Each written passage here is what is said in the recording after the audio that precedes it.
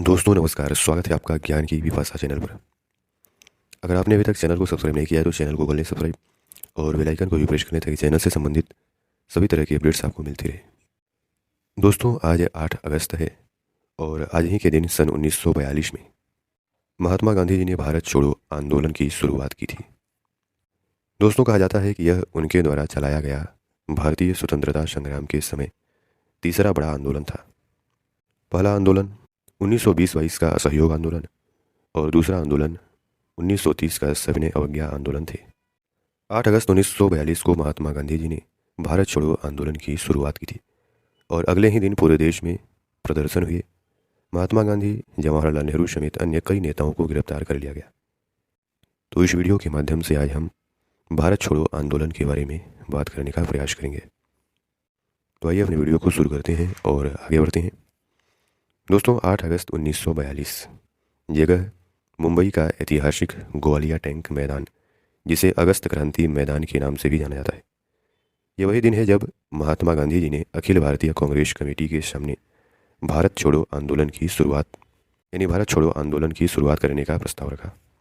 दोस्तों कहा जाता है कि जब अधिवेशन के इस प्रस्ताव पर कुछ विरोध के स्वर उठने लगे तो उन्होंने चेतावनी देते हुए कहा था, इस आंदोलन के प्रति महात्मा गांधी जी ने अपनी प्रतिबद्धता को प्रदर्शित किया और कहा कि यदि संघर्ष का यह प्रस्ताव स्वीकार नहीं किया गया तो मैं एक मुट्ठी बालू से ही कांग्रेस से भी बड़ा आंदोलन शुरू कर दूंगा।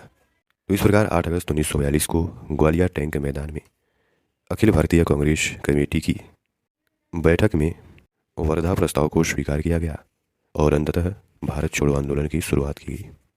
महात्मा गांधी ने वहां उपस्थित आंदोलनकारियों को संबोधित करते हुए कहा, या तो करो या मरो, यानी डू और डाई। यानी उन्होंने करो या मरो का नारा दिया। भारत छोड़ो आंदोलन के अगर हम कारणों की बात करें तो इसके कई कारण थे। पहला, क्रिप्स मिशन की असफलता। आंदोलन का तात्कालिक कारण क्रिप्स मिशन की समाप्ति, यानी मिशन के किसी अंतिम निर्णय पर न पहुंचना था। इस मिशन को स्टैफोर्ड क्रिप्स के नेतृत्व में भारत में एक नए संविधान और सुशासन के निर्माण से संबंधित प्रश्न को हल करने के लिए भेजा गया था। क्रिप्स मिशन के पीछे कारण दक्षिण पूर्व एशिया में जापान की बढ़ती आक्रामकता, युद्ध में भारत की पूर्ण भागीदारी को सुनिश्चित करने के लिए ब्रिटिश सरकार की उत्सुकता, क्योंकि उस समय दूसरा विश्व युद्ध भी चला था। ब्रिटेन पर चीन और संयुक्त राज्य अमेरिका के बढ़ते दबाव के कारण ब्रिटेन की सत्तारूढ़ लेबर पार्टी के प्रधानमंत्री विंस्टन चर्चिल ने मार्च 1942 में भारत में क्रिप्स मिशन भेजा था। क्रिप्स मिशन के पतन का कारण, तो यह मिशन विफल हो गया क्योंकि इसने भारत के लिए पूर्ण स्वतंत्रता नहीं बल्कि विभाजन के साथ डोमिनियन स्टेट की पेशकश की। तो आंदोलन यानी भारत छोड़ो आंदोलन का जो प्रमुख कारण था, तात्कालिक कारण क्रिप्स मिशन की विफलता था। दूसरा कारण है कि नेताओं के साथ पूर्व परामर्श के बिना सेकेंड वर्ल्ड वार में भारत की भागीदारी। पहले विश्व युद्ध में भी भारत को ब्रिटेन की तरफ से युद्ध में शामिल किया गया था। उस समय भारतीय नेताओं ने भी सैनिकों को उत्साहित किया कि ब्रिटेन की तरफ से लड़ें। उन्हें यह उम्मीद थी कि ब्रिटेन इससे खुश होकर के भारत को आज़ादी देने पर काम करेगा, लेकिन ऐसा नहीं हुआ।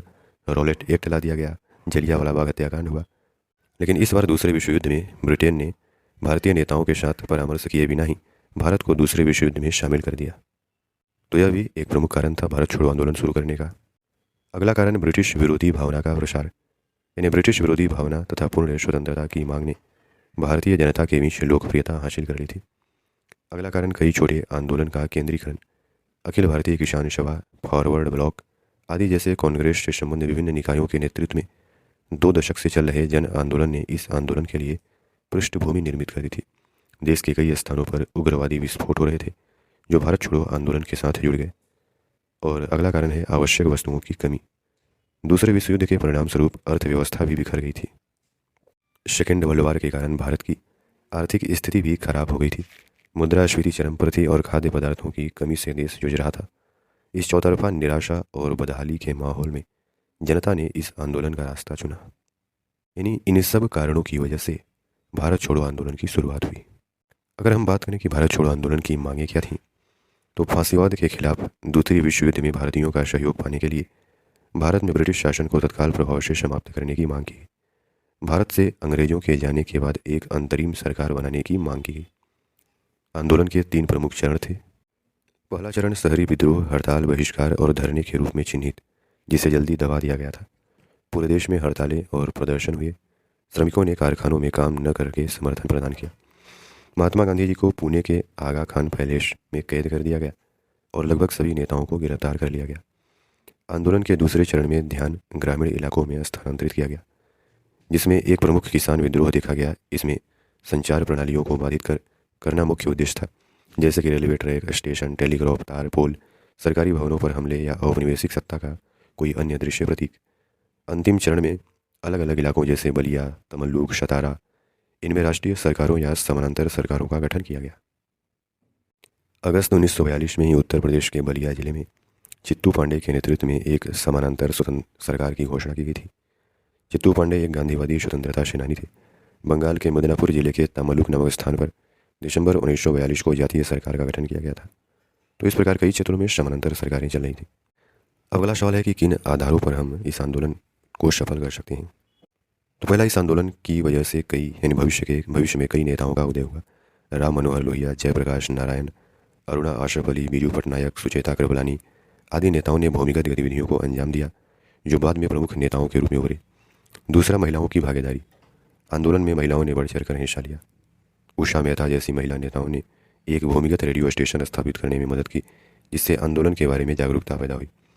तीसरा, कि राष्ट्रवाद का उदय हुआ। आंदोलन की वजह से भारत छोड़ो आंदोलन के कारण देश में एकता और भाईचारे की एक विशिष्ट भावना पैदा हुई। कई छात्रों ने कॉलेज छोड़ दिए और लोगों ने अपनी नौकरियां छोड़ दी।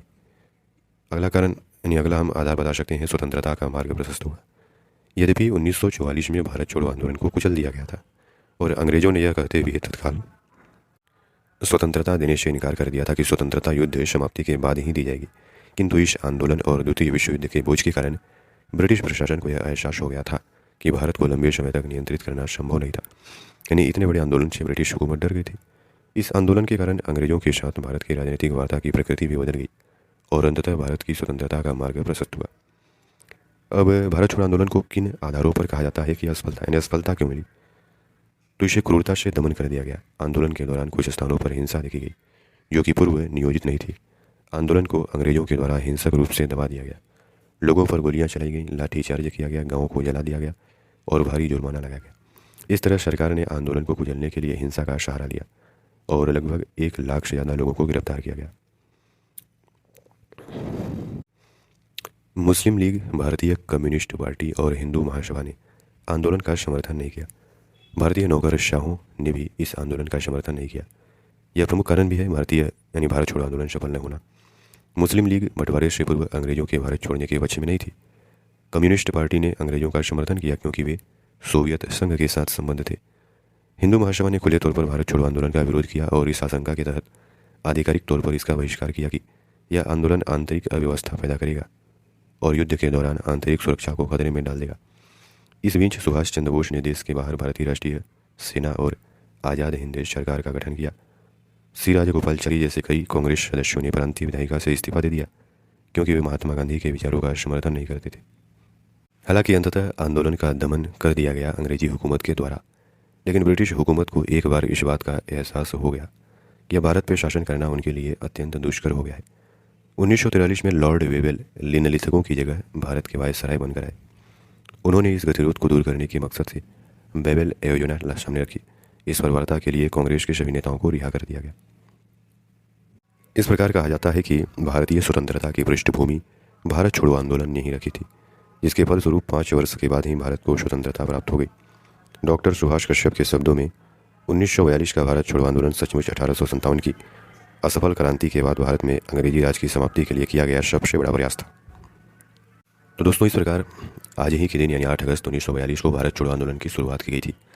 हालांकि यह आंदोलन ब्रिटिश हुकूमत के द्वारा कुचल दिया गया, लेकिन इस आंदोलन से इतने बड़े आंदोलन से ब्रिटिश हुकूमत को एहसास हो गया कि अब ज़्यादा दिन तक भारत पर शासन करना आसान नहीं होगा।